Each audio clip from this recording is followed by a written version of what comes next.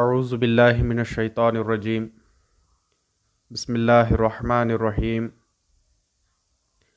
نخلیات انصاف نامہ۔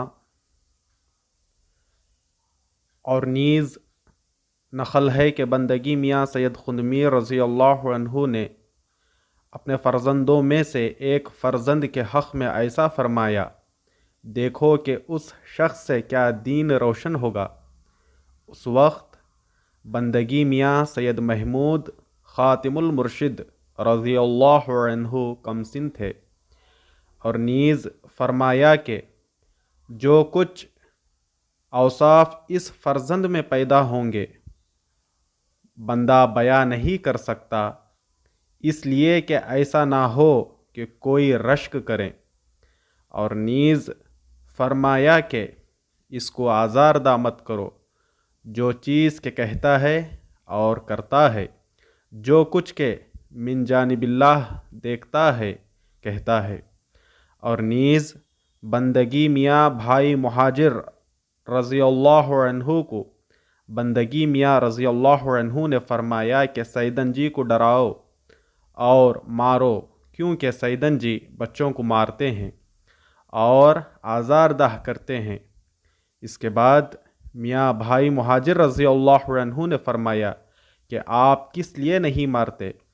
بندگی میاں رضی اللہ عنہ نے فرمایا کہ بندے کو اس فرزند کا حال ایسا معلوم ہوتا ہے کہ نہیں مار سکتا۔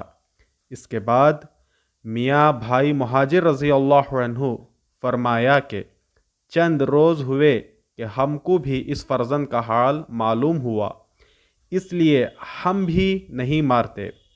اور نیز بی بی فاطمہ خاتون ولایت رضی اللہ عنہ کے حق میں فرمایا کہ تمہارے گھر میں لڑکا ہوگا، اس کا نام سید محمود یعنی فرزند مہدی کا نام ہوگا۔ بی بی متعجب ہوئی اور فرمائیں کہ تحقیق ہے؟ میاں رضی اللہ عنہ نے فرمایا کہ تحقیق ہے۔ اس کے بعد بی بی نے فرمایا کہ خدا جانے زندہ رہتا ہے یا نہیں۔ اس کے بعد میاں نے فرمایا کہ اندیشہ مت کرو، خدا تعالیٰ اس فرزند کو صالح کرے گا۔ اس کے بعد بی بی نے فرمایا اندیشہ یہی ہے کہ صالحون اور دوستوں کو اس جہاں میں بہت نہیں رکھتے۔ اس کے بعد میاں رضی اللہ عنہ نے فرمایا کہ بزرگ ہوگا اور ریشیں سفید ہوں گی، اس کے دائرے کے گھر اور فرزندان بھی دکھائی جاتے ہیں، چند فرزندان ہوں گے۔ اور نیز فرمایا کہ ان فرزندوں میں سے ایک فرزند ایسا ہے جیسا کہ محتر یعقوب علیہ السلام کو محتر یوسف علیہ السلام ہوئے۔ اس کے بعد سیدن جی پیدا ہوئے۔ اس فرزند پر یعنی سیدن جی پر مصیبت زیادہ ہوئی۔ میاں نے فرمایا اللہ کے حضور میں عرض کیا کہ اس میں کیا مقصود ہے کہ اس کم سن پر مصیبت ہوتی ہے؟ تو حق تعالیٰ کا فرمان ہوا کہ اے سید خندمیر، تجھ کو نہیں چاہیے کہ تو میری ذات کے سوا کسی پر نظر کرے، اس لیے اس بیچارے پر مصیبت پڑی ہے۔ اس کے بعد بندگی میاں رضی اللہ عنہ نے منع کیا اور فرمایا کہ سید محمود کو بندے کے سامنے مت لاؤ، اگر اس کی خیریت چاہتے ہو۔ اس کے بعد کوئی علاج بھی مت کرو۔ اس کے بعد 1 سال تک آپ کے سامنے نہیں لائے۔ اور نیز بندگی میاں رضی اللہ عنہ کے شہید ہونے کے بعد جالور میں میاں سید محمود رضی اللہ عنہ پر بہت غربت تھی۔ اس کے بعد ملک الہداد رضی اللہ عنہ حجرے میں لے گئے اور عرض کیا کہ آپ کچھ اندیشہ مت کرو اور آزاردہ مت ہو، بندگی میاں رضی اللہ عنہ نے ایسا فرمایا ہے کہ اس پر مصیبت پڑے گی جیسا کہ محتر یوسف علیہ السلام پر پڑی تھی۔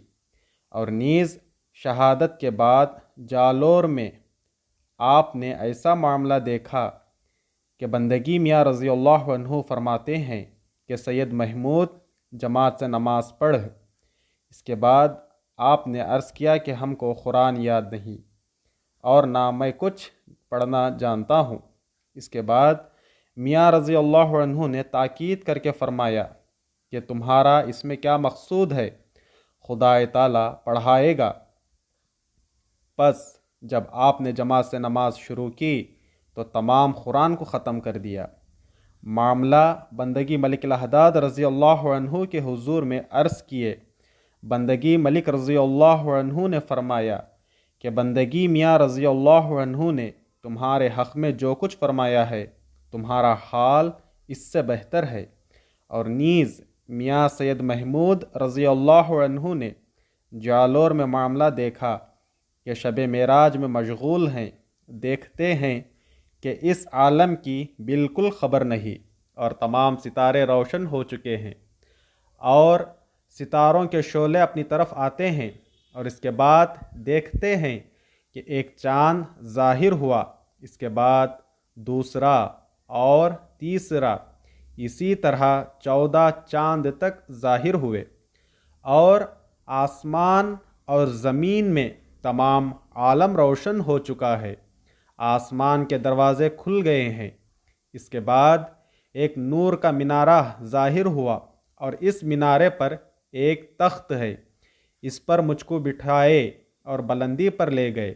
وہاں ایسا دیکھا گیا جو بیان میں نہیں آ سکتا، اور یہ معاملہ ملک الحداد رضی اللہ عنہ کی خدمت میں عرض کیا۔ ملک الحداد رضی اللہ عنہ نے فرمایا کہ یہ مقام ملکوتی ہے، تمہارا حال اس سے بہتر ہے۔ مجھ کو بندگی میاں رضی اللہ عنہ سے معلوم ہوا ہے، اور نیز جالور میں معاملہ دیکھا کہ موت کا مقدمہ ظاہر ہوا اور سختی بہت ہو رہی ہے، اور موت کے بعد قیامت ظاہر ہوئی، اور قیامت کے بعد حشر کا مقام ظاہر ہوا، اور وہاں بڑا صحن ہے، اور اس صحن میں ایک بڑا باغ ہے، اور اس باغ میں تمام ظہور حق ہے، اور حضرت رب العالمین اوپر جلوہ گر ہے اور حکم کرتا ہے اور حساب ہوتا ہے۔ اول رسول صلی اللہ علیہ وسلم کو فرمان خدا ہوتا ہے، اس کے بعد رسول صلی اللہ علیہ وسلم مہدی موعود علیہ السلام کو فرماتے ہیں، اور مہدی علیہ السلام بندگی میاں سید خنمی رضی اللہ عنہ کو فرماتے ہیں کہ تم تمام عالم کا حساب لو۔ اس کے بعد سید خنمی رضی اللہ عنہ تمام عالم کا حساب لیتے ہیں، اور حق کا ظہور ایسا ہوا کہ بیان سے باہر۔ اس کے بعد سید محمود رضی اللہ عنہ کو طلب کیے۔ اس کے بعد میں نے عرض کیا کیوں کر حاضر ہوں کہ ہمارے اور آپ کے درمیان نہر ہے، ڈرتا ہوں۔ اس کے بعد بندگی میاں رضی اللہ عنہ نے فرمایا کہ نہر پر سے آؤ۔ اس کے بعد حضرت مہدی علیہ السلام نے فرمایا کہ ہاتھ پکڑ کر لاؤ۔ اس کے بعد بندگی سید خنمی رضی اللہ عنہ ہاتھ پکڑ کر وہاں لے گئے۔ کیا دیکھتا ہوں کہ تمام ظہور حق ہو گیا ہے۔ وہاں رسول اللہ صلی اللہ علیہ وسلم اور مہدی علیہ السلام اور بندگی سید خنمی رضی اللہ عنہ کو میں نے ایسا دیکھا کہ بیان نہیں کر سکتا، اور نیز نقل ہے کہ ایک روز موضع سروہی میں عصر کا وقت ہو چکا تھا، اور سب اشخاص بندگی سید محمود رضی اللہ عنہ کی تشریف آواری کے منتظر تھے، یہاں تک کہ سب کو یقین ہو گیا کہ آج عصر کا وقت فوت ہو چکا۔ یکایک وہ شاہ عصر با چہرہ منور باہر تشریف لائے۔ سید حمید بن مہدی موعود علیہ السلام دروازے کے سامنے کھڑے ہوئے تھے۔